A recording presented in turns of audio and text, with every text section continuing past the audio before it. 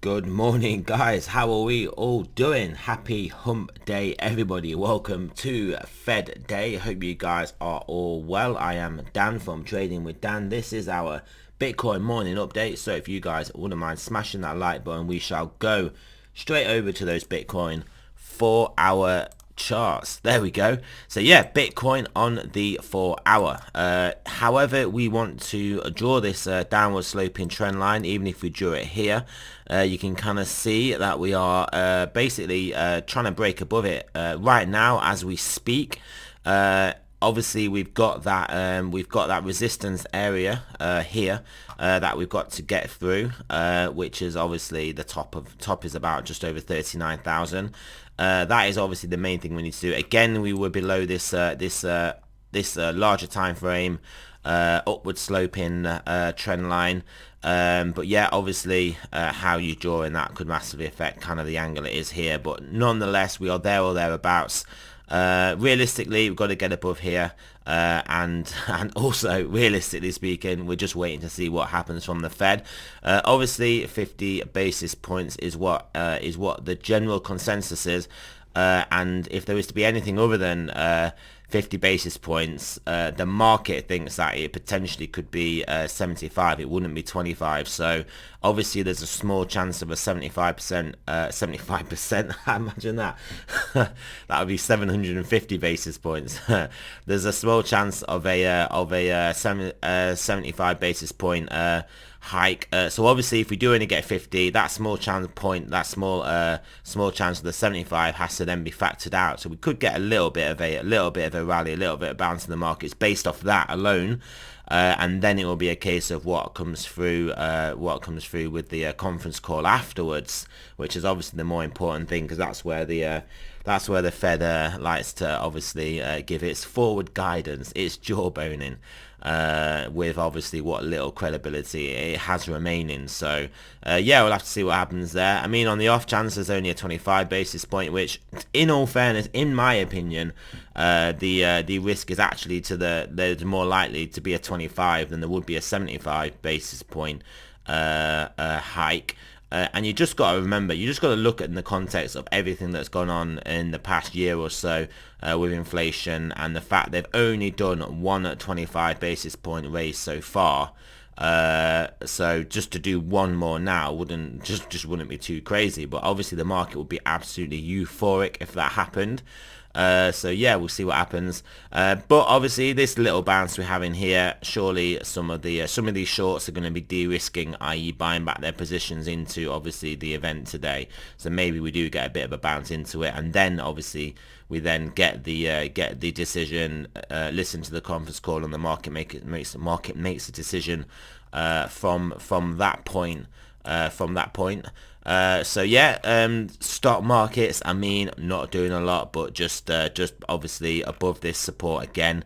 It wouldn't be the worst time for them to start to make a move back up, because if we do come back down, if the Fed does continue with its hawkish, its hawkish, or just more hawkish rhetoric, then yeah, this is just gonna get whacked. Also the dollar, I mean, the dollar is well, this looks like a bull flag. We are going to draw a target in. Do I think it will reach that target? No. Am I heavily biased with that view? Yes.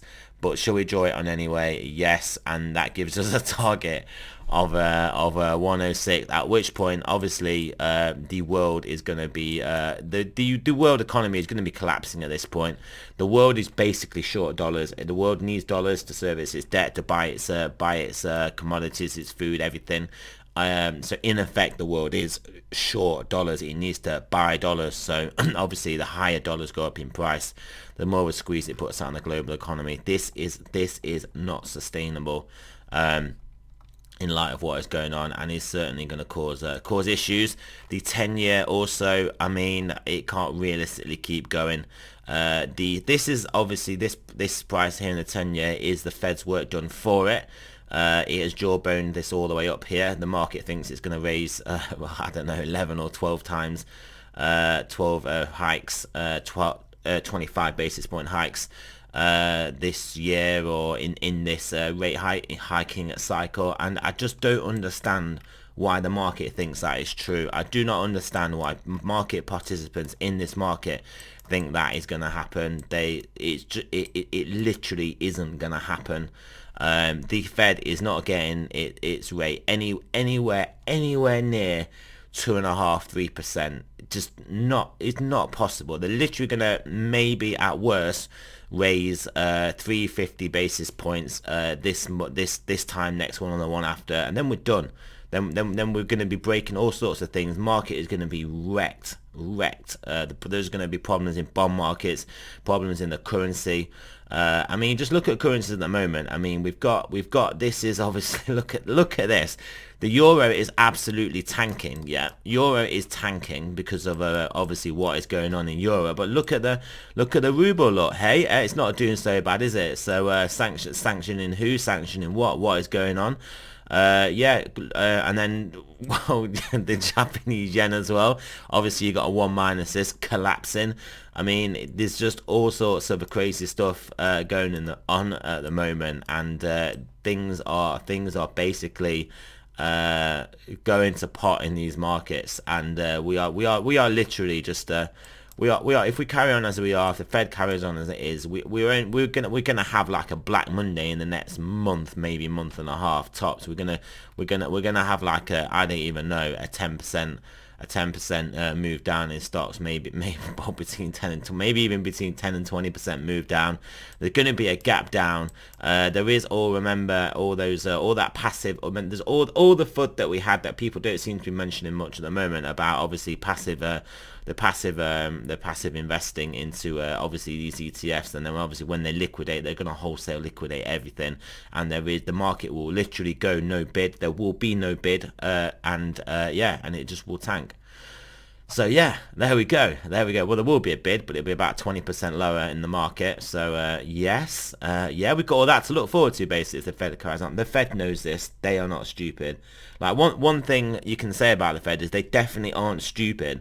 They make interesting decisions based on whatever they prioritize, but they definitely aren't stupid people. Like, there's nothing that I understand or see that they don't understand or see, and there's plenty more that they understand and see that I don't understand and see. They're not stupid, but yeah, they clearly can't. They can't wreck, because when I say wreck the market, it's not like all my precious assets don't wreck my assets. We literally live in like an asset-driven economy, in a highly financialized economy, in a massively debt-ridden economy. Just we live in different times. We live in, like I said, a highly financialized economy, so they can't literally just blow everything up like they could have done in the past. I feel like I've just got my video shadow banned by saying that, but oh well. Anyway, so yeah, back to. In fact, we'll have a quick look at Ethereum. Satoshi pairing, still drifting down. Obviously, hit our support level now, bounced off that. So are we gonna continue up and back onwards and upwards, or are we gonna actually lose this level? Pretty much will depend on what happens. Well, again, just what happens with the Fed. Basically, if we end up in a more of a risk-off environment, Ethereum certainly will get potential. Well, actually, it's not so obvious now. Obviously, with the merge coming in, and obviously Ethereum will then obviously be the green coin as opposed to obviously the fossil fuel coin. But also the ETH/USD pairing is below the support and below the trend line as well, albeit just. So it needs to obviously break back above today with some positive Fed news, or otherwise it is a goblin town. Bitcoin dominance, as you can see, didn't manage to break below this level, so is now obviously moving to the upside. We've got obviously another level here that we are currently in at the moment, so we will just color that in some hopes that it helps to increase the resistance and save the altcoin market and then come back down. Obviously and that obviously makes sense, doesn't it? That's how markets work. Gold also in its support area, but like I said, I imagine this will be an area. If gold gets back below 1840, then this is all a failed rally, and you then realistically got to look at it. We're coming back down to testing the 1600s. That's what I would expect if that is to happen, and then we just kind of form a sideways sideways larger range, and yeah, obviously that will be the next target. We've got a bounce here, support here. We haven't got to, but that would obviously be the ideal scenario for the bulls. Like I said, if it doesn't, the risk is clearly then to the downside for this asset. Let's look at stochastics. How are they looking? They weren't looking too bad yesterday, so 4 hour is looking to turn back up here, so we could get some momentum from the 4 hour. Yeah, that could obviously give us some help. Obviously, all this is notwithstanding what the Fed is going to say and do, because that clearly is going to be the main driver. But 10 hour looking not so bad here. 12 hour not looking so bad at all here. Daily still coming down. Buy daily looking to turn up from this low level also. 3 days still coming down but very low, along with daily was still coming down but very low. 5 day obviously does not a good read at all, and weekly is not a good read. So I mean, these are basically the indications that, and obviously bi-weekly is still low as well. The 5 day and the weekly are probably more of the indications that if we can get a move up, we are definitely going to struggle getting above this 46, 47, and we could put in a lower high anywhere in the mid 40s, but that would obviously have to remain to be seen. They could start to turn up, start to slow down their downward momentum, turn up over time, and then yeah, then we could then obviously get a move up towards the mid to high 50,000s and then see what happens there. But yeah, I mean, the main thing I do think is obviously, well, today is obviously the Fed, but yeah, holding this trend line, holding this higher low here. I mean, you can see the market definitely trying to get below it. The bulls are definitely trying to hold us above it. This seems to be an inflection point. Also, it's clearly an inflection point in the stock markets as well. I mean, if we do fully and formally break below this level here, then yeah, we open the trapdoor to basically a sub $4,000 handle, and no doubt we will get more of those ETF redemptions, and then obviously just wholesale selling into what will be a thin market basically. So yeah, not looking ideal. I know the Fed is going to be seeing this also. So like I said, I expect the potential risk to the upside. I also do think the fact now it's quite clear that that the economy is struggling, that is going to bring down inflation for sure over the next over basically the rest of this year. And that is clearly going to give the Fed more room to maneuver, i.e. not raise rates as much. And I think obviously the Fed is maybe going to talk about the potential threat of the slowing global economy, and obviously the implications of that the market will read as in they're not going to have to raise rates as much, because ultimately they're going to have to start QE. There is going to have to be fiscal stimulus along with, obviously, with the monetary stimulus, and also rates are certainly not going to rise by as much as what the market is predicting at the moment. So there we go. To be honest, this could be it. This could be the turning point now, the inflection today. If I had to guess, I would guess it would be. So yeah, potentially a good day. Markets can turn around. The Fed can obviously ease off a bit, and then yeah, we shall see where it takes us. So yeah, thanks for listening, guys. Remember, this is not financial advice. I'm not a financial advisor. Always do your own research, and I shall speak to you guys soon.